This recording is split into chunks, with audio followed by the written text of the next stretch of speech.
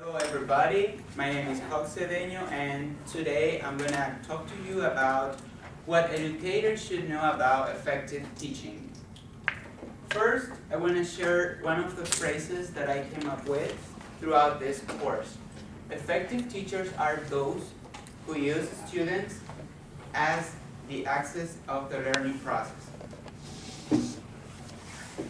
Although most of key concepts we have learned in this course are really important for our teaching practice, I want to point out the 5 that I consider the most relevant. But at the very beginning, we have the biography-driven instruction, which I consider it is the essential base of the new method that we are going to apply when we go back to Ecuador. The biography-driven instruction basically is regarding the use of the background knowledge in class as a support for their learning, also for engaging our students with the knowledge that they already have. For knowing more about the background knowledge, we should understand the concept regarding the PRISM model, which have 4 dimensions. Those are the social, cultural, the cognitive, linguistic, and academic.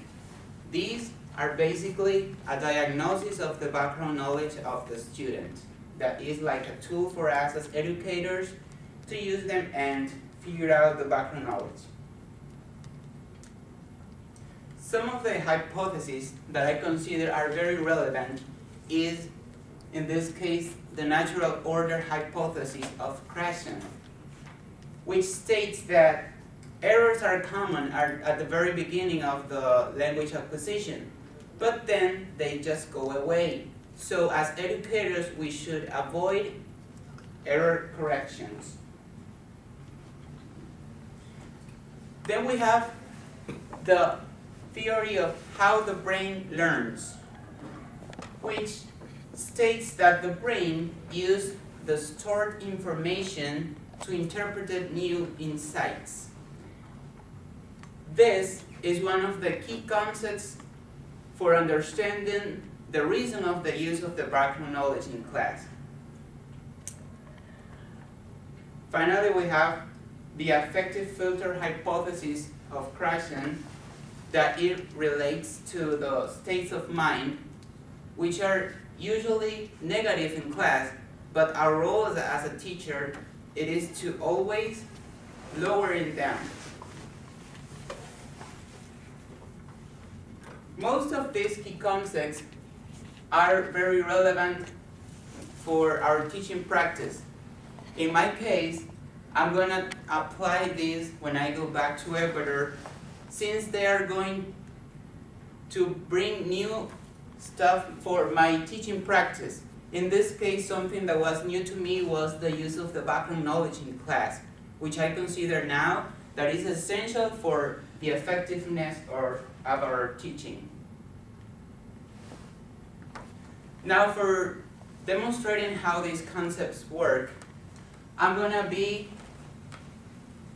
giving a demo class right now. I'm going to be your teacher, you're going to be my students. Okay? Hello, how are you today, students? Hello. How was your weekend? What things did you do in your weekend?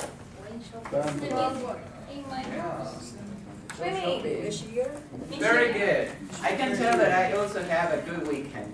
Okay, today we are going to learn about personal objects. For doing this, we are going to work on the next goals. These are our objectives. I want a volunteer who reads the first objective. Go ahead. Listen to the teacher talking about personal objects as a whole class. Thank you. Then we have another one for listening. Who wants to read this? Me. Listen to peers talking about personal objects. Thank you. Then we have speaking. Who wants to read this? Marlene? Discuss in pairs about the meanings of the vocabulary. Thank you, Marlene. The next one is reading. Damian? Invert the meaning of words from context as a whole group. Very good. Writing. Karina?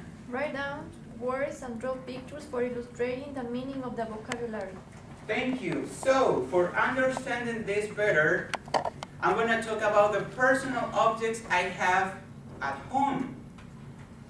First, the things I have at home. I have a camera, I have a computer, I have sneakers, I have a sweater, I have gloves. These are the things that I have at home. Now, what are the things that I don't have at home? I don't have a guitar, I don't have a basketball, and I don't have a handbag. Okay? Now, some of these words maybe you're familiar with, but some others are new. What we're going to do now is we're going to use these papers to learn these key concepts. You want to please pass it out? Pass it out, please. Take one and pass it out. Okay. The strategy that is on the paper, it is called vocabulary quilt, which is a very useful strategy for you to learn new key concepts as well as vocabulary, as the word says. So, for working on this strategy, the first thing we're going to do is, who wants to read what we're going to do, please? Somebody? Somebody? Draw a Please? for each word. Okay. Very good. So, what are we going to do? Everybody? Write ideas for each word. Anything that you think of when you're reading the phrase. But first, you have to write each of the key concepts on the charts. Okay? For instance, if you have, yes, question? One in each box. Okay, in the box, you're going to write each of the key concepts, and then in that same box, you're going to write any idea that you can come up with while you're reading it. For instance, camera. And then you have to either draw or write anything relates to that.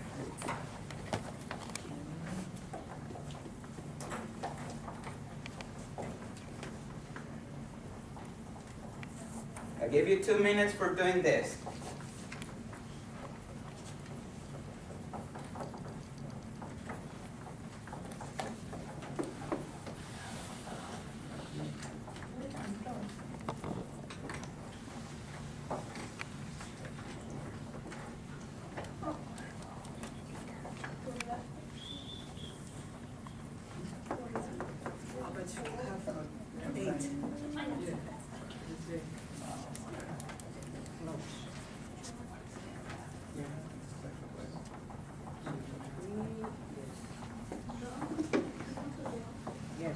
If I don't know the meaning, No problem. If you don't understand the meaning, just leave it in blank.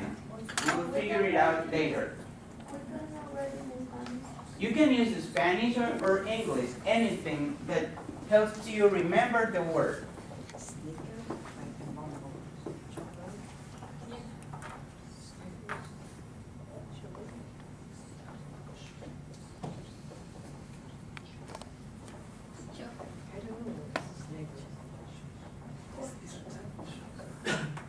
say that if you don't know.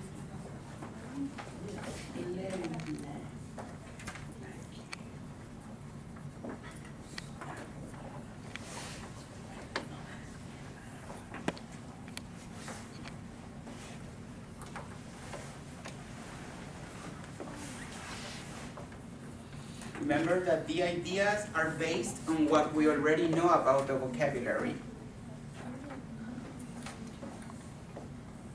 You don't need to be worried about things that you don't know.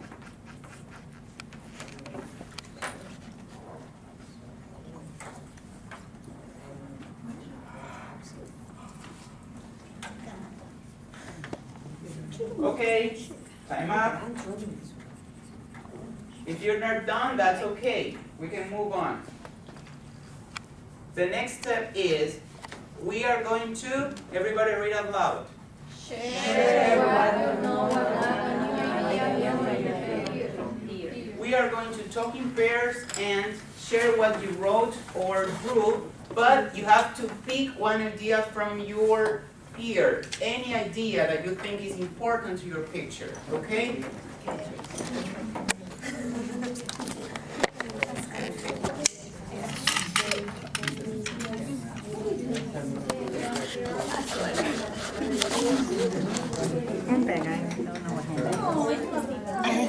One hand. But then gloves, that's for hands, right? Yes. So I don't think I'm right. I don't think I'm right. Computer, I drew a computer. Facebook. Oh, yeah. Sneakers, maybe this is a kind of shoes, like Skechers, maybe. Or maybe this is the same, like shoes and sneakers. Okay.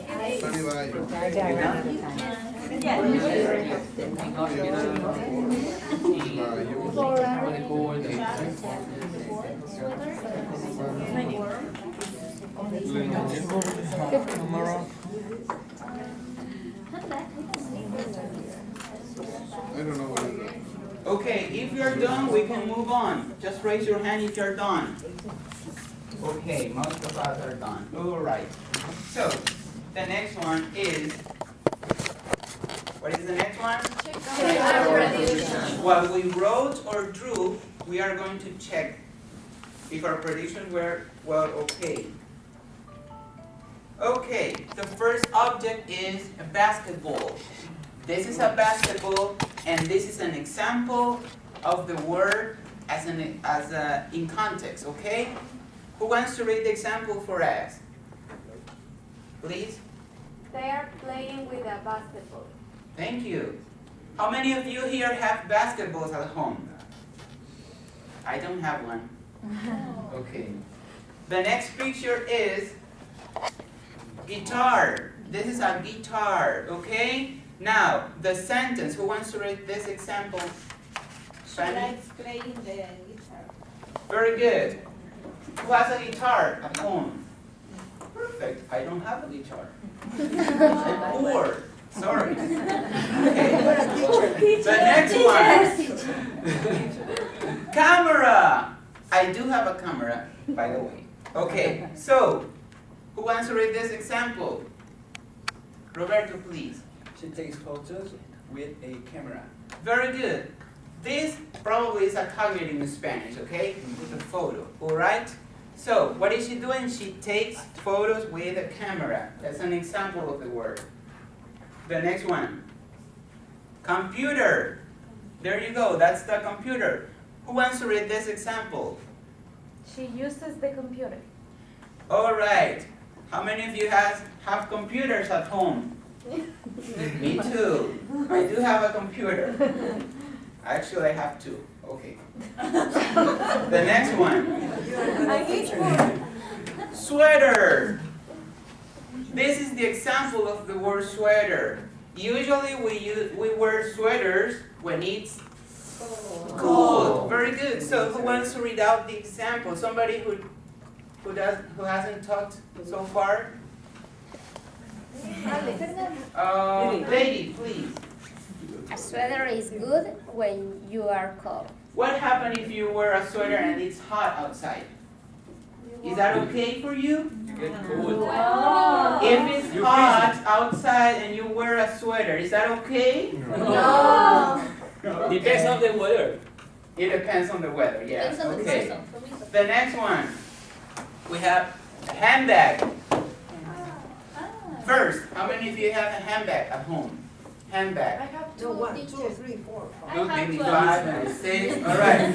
Now who wants to read out the example? Please, Jenny. They have beautiful handbags. Very good. What color is the handbag, by the way? Red. Is that red? Yes. Well, it seems orange, but no problem. The next word is sneakers. Okay? Yes. Now, Daisy, would you mind to read this example of The that? man has blue sneakers. Very good. You have chocolate. Do you like sneakers? How many of you have 8 sneakers at home? 8 sneakers. I don't So, have 10. for first. No, 8. You said 8 5 sneakers. 1 sneakers? Come on, somebody. Alright. So those are sneakers. They have 2. Sneakers. Gloves. Then we have the word gloves, alright? Who wants to read the example for us? Please. doctor wears gloves. Very good. The doctor wears gloves. Okay, so how many of you have gloves at home? I think everybody. Yeah. Very cold now outside.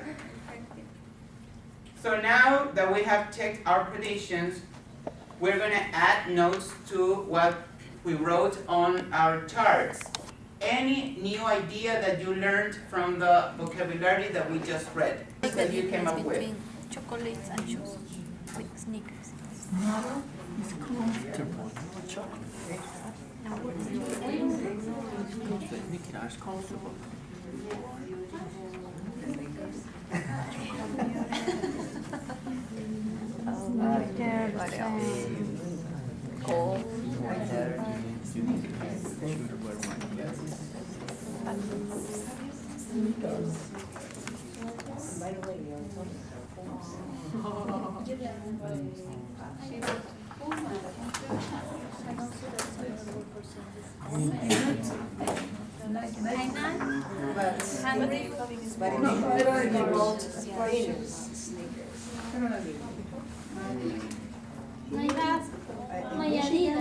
Okay, listen up.